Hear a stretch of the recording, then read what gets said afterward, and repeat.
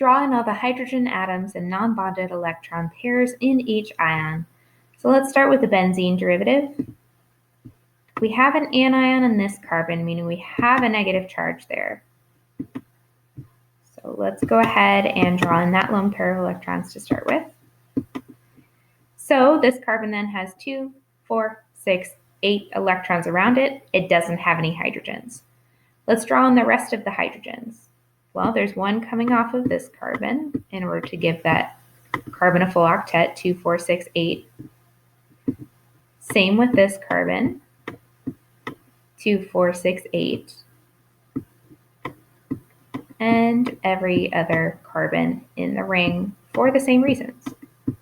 Every carbon must have a full octet. Okay. Let's look at this next one. So this acetone derivative, so it's an anion, negative charge. There is a negative charge on this carbon. There must be a carbanion. So I'm going to move things just a little bit so we can draw on the rest of those hydrogens.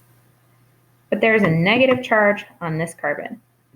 So it currently has 2, 4 electrons, if you count the anion. So it must also be bonded to 2 more hydrogens.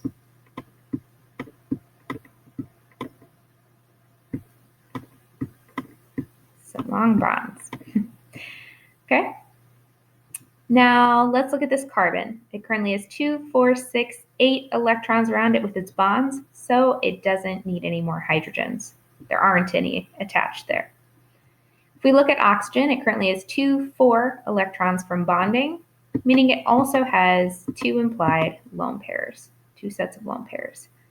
This carbon currently only has 1 bond or 2 electrons, meaning it needs 3 more hydrogens in order to have a full octet.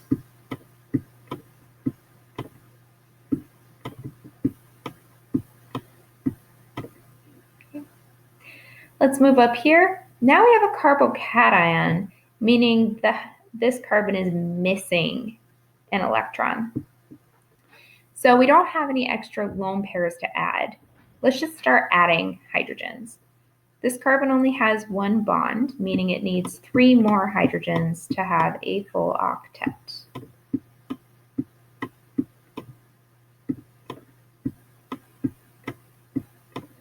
This carbon currently has 2, 4, 6 electrons. It needs 1 more hydrogen. This one has 2, 4, 6 electrons, meaning it needs 1 more hydrogen.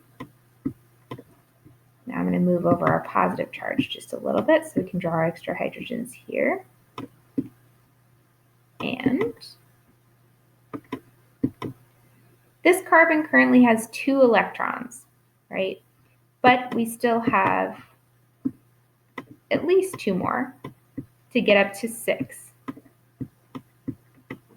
The reason I'm only drawing 2 more hydrogens attached here is because this carbon has a formal positive charge. The only way to give it a formal positive charge is to draw it like this. So if we were to calculate its formal charge right now, split every bond in half, give 1 electron to carbon. You have 1, 2, 3 electrons.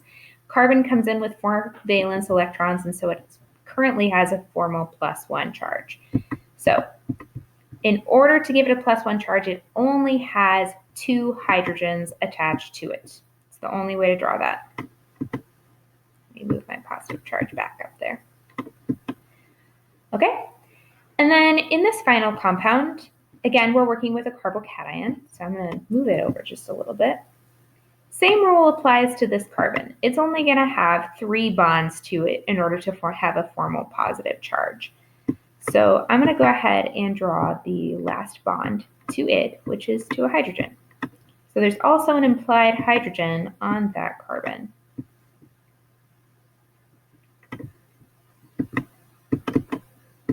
Let's move up to this carbon. It currently has 1, 2, 3 bonds. So therefore, it needs 1 more to have a full octet, meaning there's 1 hydrogen attached there. This carbon only shows 1 bond, meaning it needs 3 more to hydrogen in order to have a full octet.